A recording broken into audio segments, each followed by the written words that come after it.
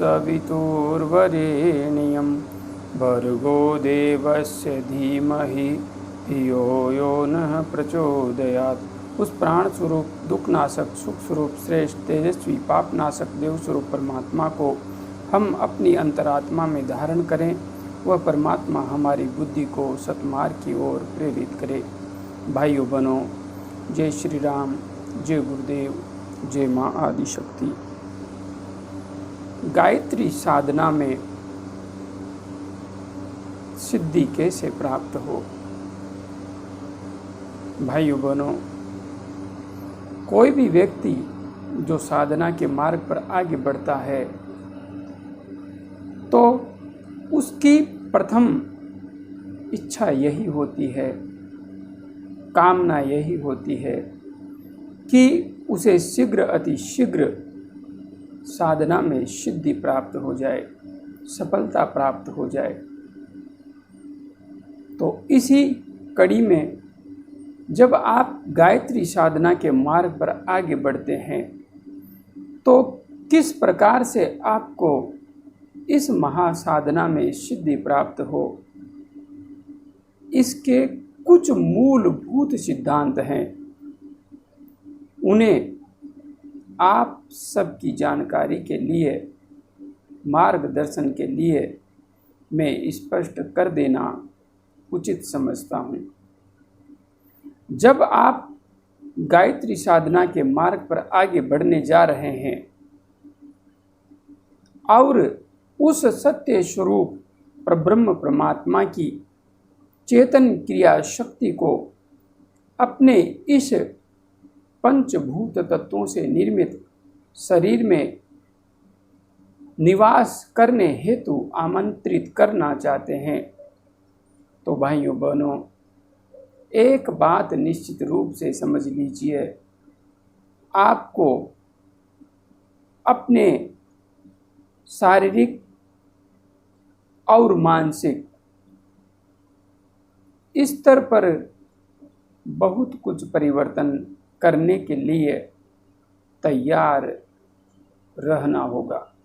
यदि आप साधना करते हैं और अपने आप को परिवर्तित करने की ओर आप सजग नहीं हैं, तो इस साधना मार्ग पर चलते हुए आपको कई बार दंड भी भोगना पड़ सकता है। इसमें कोई संशय नहीं है, क्योंकि गायत्री महामंत्र के द्वारा आप उस सत्य स्वरूप परमात्मा को अपने इस शरीर में आकर विद्यमान होने का आमंत्रण देते हैं। और जब वह शक्ति आपके अंदर उतरने लगती है तो यह निश्चित है कि आपको उसके स्वाभाविक अनुशासन का ज्ञान होना चाहिए और आपके द्वारा उस अनुशासन का पालन किया जाना चाहिए। तो इस मार्ग पर यदि आप चल रहे हैं, चलना चाहते हैं, तो तीन मुख्य बातें हैं जिनका यदि आप ध्यान रखते हैं तो फिर बड़ी ही आसानी से आप गायत्री साधना के मार्ग पर शीघ्र अति शीघ्र तीव्रता से सफलता के सोपानों की ओर आगे बढ़ते चलेंगे। पहला है, आपका खान पान शुद्ध सात्विक होना चाहिए। यदि आपका खान पान शुद्ध सात्विक है, आपके घर का वातावरण शुद्ध सात्विक है, तो यह आपके लिए बहुत ही महत्वपूर्ण और सफलता देने वाला सोपान है। क्योंकि गायत्री साधना करने वाले साधक के मार्ग में पवित्रता सबसे महत्वपूर्ण आवश्यकता है। और यहाँ पर सबसे महत्वपूर्ण पवित्रता है सात्विक खान पान। मांसाहार और शराब का सेवन करने वाले व्यक्ति इस साधना के पात्र बिल्कुल भी नहीं हैं।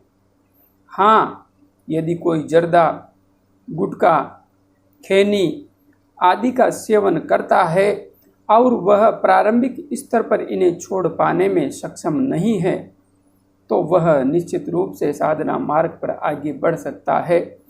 कोई विशेष उसे दंड का भागी नहीं होना पड़ेगा। हाँ, आंतरिक स्तर पर उसकी मन स्थिति धीरे धीरे अपने आप परिवर्तित हो जाएगी और वह अपने इन दुर्व्यसनों से स्वतः ही मुक्त हो जाएगा। तो पहला सोपान है कि आपके घर का वातावरण शुद्ध सात्विक होना चाहिए।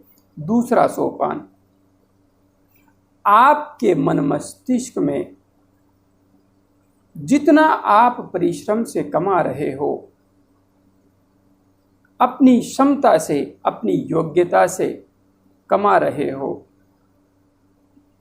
उस उपार्जन से अपने घर को चलाते हुए आपको आत्मसंतुष्टि होनी चाहिए, क्योंकि आपके हक का ईमानदारी से कमाया हुआ धन वही है।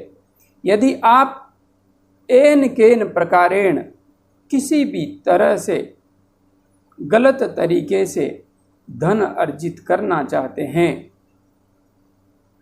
तो निश्चित मान के चलिए गायत्री साधना के मार्ग पर चलते हुए आपको कुछ अनुभव ऐसे होंगे जो आपको ऐसा करने से रोकेंगे, और यदि आप रुकेंगे नहीं तो आपको पर्याप्त दंड अवश्य मिलेगा।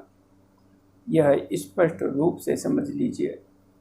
इसलिए आपका व्यक्तित्व ऐसा हो कि आप दूसरे के धन में लालची दृष्टिकोण नहीं रखें।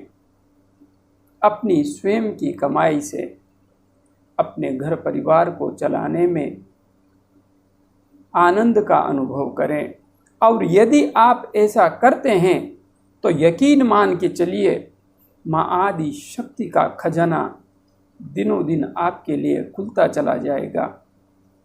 आप अभी चाहे आर्थिक तंगी से गुजर रहे होंगे, लेकिन यदि आपने ईमानदारी पूर्ण व्यक्तित्व को धारण कर लिया तो आप देखेंगे कि आपके अंदर इस साधना मार्ग पर चलते हुए ऐसे ऐसे कौशलों का सृजन हो रहा है।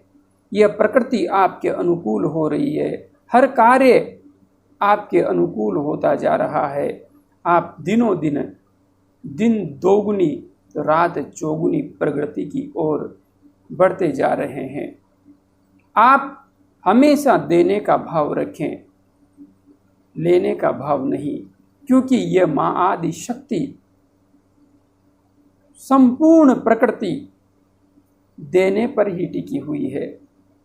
यहाँ पर देने वाला हार में नहीं रहता, यहाँ पर सिर्फ लेने की जो मानसिकता रखता है वही घाटे का सौदा करता है। इसलिए अपने दृष्टिकोण को देने का बनाएं। जितना भी आप दे सकें, असहायों की मदद कर सकें, जहाँ पर ज़रूरत हो वहाँ पर अपनी श्रद्धा के अनुसार, अपनी क्षमता के अनुसार देने का भाव रखें। आपके पास जो कुछ है वो दें। ज्ञान है तो ज्ञान दें, और धन है तो ज़रूरतमंदों की मदद करें। तीसरा सोपान है नियमित साधना। यदि आप सुबह शाम, वैसे तो हमारे वेदों ने, ज्ञानी ऋषि मुनियों ने त्रिकाल संध्या का विधान दिया है।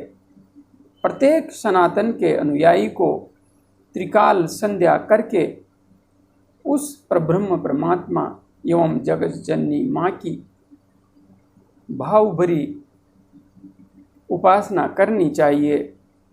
किंतु दोपहर के समय यदि व्यवसायिक मजबूरी की वजह से धर्म प्रेमी बंधुजन संध्या नहीं कर पाते हैं, साधना नहीं कर पाते हैं, तो इतना तो करें कि सुबह और शाम जिस प्रकार से हमारे लिए भोजन करना आवश्यक होता है, वही नियम साधना के लिए निर्धारित करें। आपका लक्ष्य यह होना चाहिए कि कम से कम 15 मिनट प्राणायाम और 45 मिनट ध्यान के साथ गायत्री महामंत्र का जप अवश्य किया जाए। 1 घंटे की साधना सुबह और 1 घंटे की साधना शाम को निश्चित रूप से होनी चाहिए। और यदि इतना सा आप कर लेते हैं तो यह साधना आपके लिए कल्प वृक्ष का कार्य करेगी, कामधेनु का कार्य करेगी। आप देखेंगे कि माँ आदि शक्ति का आंचल आपके लिए ममता पूर्ण हो गया है। कदम कदम पर आपको इस बात का एहसास होगा। और हाँ, यह एक ऐसी साधना पद्धति है जहाँ पर माँ आपको अकेला कभी नहीं छोड़ती। आप जैसे ही गलत जाने लगते हो तो तुरंत प्रभाव से आपको टोकती है, बेटा गलत रास्ता है। बाकी साधनाओं में ऐसा होता है या नहीं, यह मैं स्पष्ट रूप से नहीं कह सकता, किंतु हाँ, यदि आप गायत्री महामंत्र के द्वारा माँ आदि शक्ति की दिव्य ऊर्जा को अपने अंतस्थ में धारण करते हैं तो वह माँ अंगुली पकड़कर आपको मोक्ष के मार्ग की ओर लेकर जाएगी और आपको शारीरिक, मानसिक और आध्यात्मिक पूर्ण उन्नति का मार्ग निश्चित रूप से प्रशस्त करेगी। इसलिए भाइयों बहनों, सिर्फ 3 बातों का ध्यान रखें: अपना खान पान, अपना आचरण। आपका व्यक्तित्व ऐसा हो कि आप लालची व्यक्तित्व को धारण नहीं करें। सिर्फ अपनी क्षमता से, अपनी योग्यता से आपको जो कुछ मिला है, माँ आदि शक्ति ने उसके खजाने से आपको जो कुछ दिया है उसमें संतुष्ट रहें। हाँ, यदि आप व्यापारी हैं तो कुछ अंश लाभांश के रूप में लेना आपके लिए ज़रूरी है। आपका परिवार चलाने के लिए वो तो आपको लेना पड़ेगा, लेकिन उसके भी अलग अलग स्तर होते हैं। कितना लेना है, कैसे लेना है, यह आप अपने विवेक से निर्धारित करें और नियमित रूप से 1 घंटे की साधना आपकी अवश्य सुबह शाम होनी ही चाहिए। बस इतना कर लीजिए, फिर देखिए आप कि माँ का आशीर्वाद भरा आंचल आपके ऊपर कितना कृपा बरसाता है। जय गुरुदेव, जय माँ आदि शक्ति।